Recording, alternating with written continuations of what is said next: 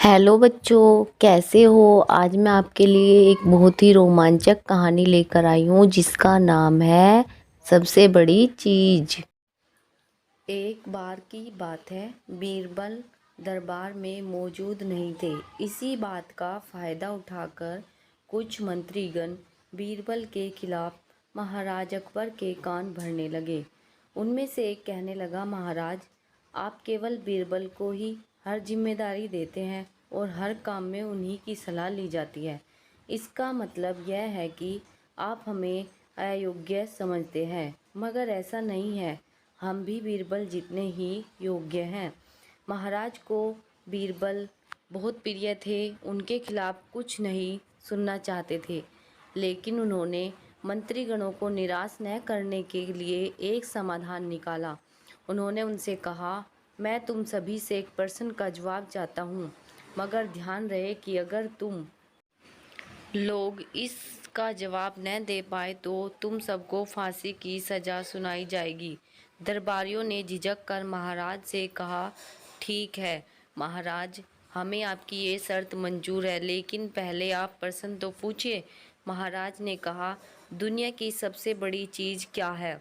यह सवाल सुनकर सभी मंत्रीगण एक दूसरे का मुंह ताकने लगे। महाराज ने उनकी ये स्थिति देखकर कहा, याद रहे कि इस प्रश्न का उत्तर सटीक होना चाहिए। मुझे कोई भी अटपटा सा जवाब नहीं चाहिए। धीरे धीरे समय बीतता गया और मोहलत के लिए गए सभी दिन भी गुजर गए। फिर भी राजा द्वारा पूछे गए प्रश्न का जवाब न मिलने पर सभी मंत्रीगणों को अपनी जान की फिक्र सताने लगी। कोई अन्य उपाय न मिलने पर वो सभी बीरबल के पास पहुँचे और उन्हें अपनी पूरी कहानी सुनाई। बीरबल पहले से इस बात से परिचित थे। उन्होंने उनसे कहा, मैं तुम्हारी जान बचा सकता हूँ, लेकिन तुम्हें वही करना होगा जैसा मैं कहूँ। सभी बीरबल की बात पर राजी हो गए। अगले ही दिन बीरबल ने एक पालकी का इंतजाम करवाया। उन्होंने 2 मंत्रीगणों को पालकी उठाने का काम दिया, तीसरे से अपना हुक्का पकड़वाया और चौथे से अपने जूते उठवाए। वह स्वयं पालकी में बैठ गए। फिर उन सभी को राजा के महल की ओर चलने का इशारा दिया। जब सभी बीरबल को लेकर दरबार में पहुंचे तो महाराज इस मंजर को देखकर हैरान थे। इससे पहले कि वो बीरबल से कुछ पूछते, बीरबल खुद ही राजा से बोले, महाराज, दुनिया की सबसे बड़ी चीज गरज होती है।